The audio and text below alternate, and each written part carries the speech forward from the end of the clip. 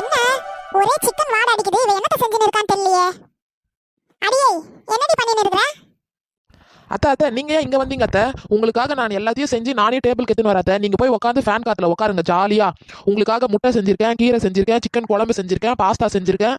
ரொம்ப கஷ்டப்பட்டு எல்லாத்தையும் உங்களுக்காக செஞ்சிருக்கேன் அத்தை. அடியே அறிவு கட்ட முண்டமே, இன்னைக்கு சனிக்கிழமைடி. போயும் முட்டை கறி இதெல்லாம் செஞ்சு வச்சிருக்கே. உனக்கு ஏதாச்சும் அறிவு இருக்காடி? நீ எந்த நாள்ல செய்யணும்னு கூட உனக்கு தெரியாதா? ஏன் வாட்டா கறிக்கிட்ட இதெல்லாம் கேட்டு செய்ய மாட்டியா நீ? உனக்கு செஞ்சியா இல்ல எனக்கு செஞ்சியா? உனக்கு வாட்டமா வாய்க்கு ருசியா எல்லாத்தையும் செஞ்சுக்கினேன். நான் பாஸ்தா சாப்பிடுற வயசாடி இது? சொல்லு. அடக்கடவுளே, இன்னைக்கு சனிக்கிழமைன்றதை மறந்துட்டு நம்ம பாட்டுக்குன்னு செஞ்சுட்டோமே. இப்போ என்னத்த சொல்லி சமாளிக்கிறதுனே தெரியலையே. அத்தை நீங்க உடம்பு ரொம்ப மெலிஞ்சு போயிட்டீங்க அத்தை. முன்ன மாதிரியே நீங்க இல்ல. அடிக்கடிக்கு உங்களுக்கு உடம்பு டயர்டாயிது இல்ல, அதனாலதான் உங்களுக்கு முட்டை கீரை கறி குழம்பு பாஸ்தா எல்லாம் செஞ்சாத்த. அடியே பொய் சொல்லாதடி. உனக்கு தேவையானதெல்லாம் வாய்க்கு வாட்டமா செஞ்சுட்ட. கேட்டா எனக்குன்னு சொல்லிட்டு சொல்றியா? யார கேட்டு இதெல்லாம் நீ செஞ்ச? இது ஏன் வீடு, என்ன கேட்டுதான் நீ செய்யணும் எது வந்தாலும். போச்சுடா, மறுபடியும் அம்மா வீட்டுக்கு அனுப்ப போறேன்னு சொல்ல போகுது. இங்க பாரு, நான் சொல்றதுதான் நீ செய்யணும். நீ செய்யறதெல்லாம் நான் சாப்பிட முடியாது. சனிக்கிழமை யாராச்சும் இதெல்லாம் செய்வாங்களா? இதெல்லாம் யாருன்னா சாப்பிடுவாங்களா? சொல்லு. குடும்பம் பண்ற பொண்ணா நீ? கொஞ்சம் கூட அறிவில்ல. 9 மணிக்கு தூங்குற, எந்திரிக்கிற. இன்னைக்கு என்னடா காலங்காத்தாலேயே 6 மணிக்கெல்லாம் எந்திரிச்சிட்டியேன்னு பார்த்தா இப்படி ஒரு வேலையை பார்த்து வச்சிருக்க. ஏன் இன்னைக்கு சனிக்கிழமைன்னு உனக்கு தெரியாதா? இங்க பாரு, போனா போட்டோம், ஒரு வாரம் உன்னை பார்க்கலான்னு சொல்லிட்டு தான் நான் விட்டேன். நீ என்னடானா 4 கிழமை எதுவுமே தெரியாம உன் இஷ்டத்துக்கு செஞ்சுன்னு இருக்கிற. இதெல்லாம் உன்னை யார் செய்ய சொன்னது முதல்ல? அத்தை நான் உங்களுக்காக தான் அத்தை செஞ்சேன், தெரியாம செஞ்சுட்டேன் அத்தை. இனிமே நான் உங்களை கேட்டே செய்யறேன் எல்லாத்தையும். ஏண்டி உன் மண்டையில மூளைன்றது ஒண்ணு இருக்கா இல்லையாடி?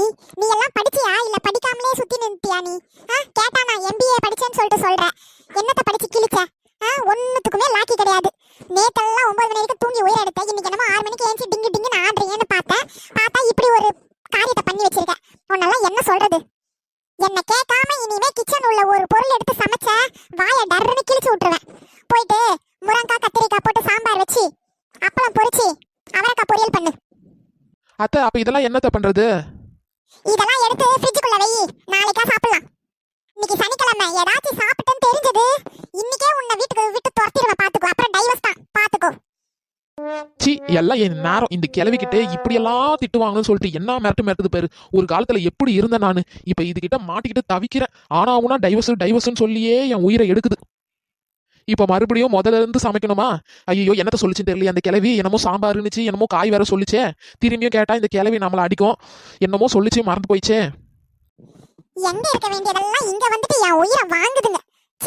ஒரு சமைக்கிறதுக்கு துப்பு இல்ல, எதை செய்யணும்னு கூட தெரியல. பாப்போம் ஒரு வாரம், அதுக்கப்புறம் டின்னு கட்டி அனுப்ப வேண்டியதான் அவங்க அம்மா வீட்டுக்கே. வேற ஒரு நல்ல பொண்ணா பார்த்து என் பையனுக்கு கல்யாணம் பண்ணி வச்சிடறேன். எப்பா வேலை செஞ்சே நமக்கு இடுப்பு உடஞ்சு போயிடும் போல் தெரியுதே. முடியலடா சாமி.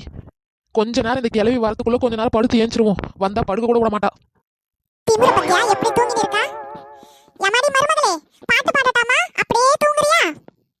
அத்தை லேட்டஸ்ட் பாட்டு இருந்தா பாடுங்க அத்தை. நல்லா தூக்கம் வருது. அப்படியே தடவி விடுங்க அத்தை தலையில. அப்படியே எட்டி விட்டனா எந்திரி. அத்தை மன்னிச்சிருங்க அத்தை.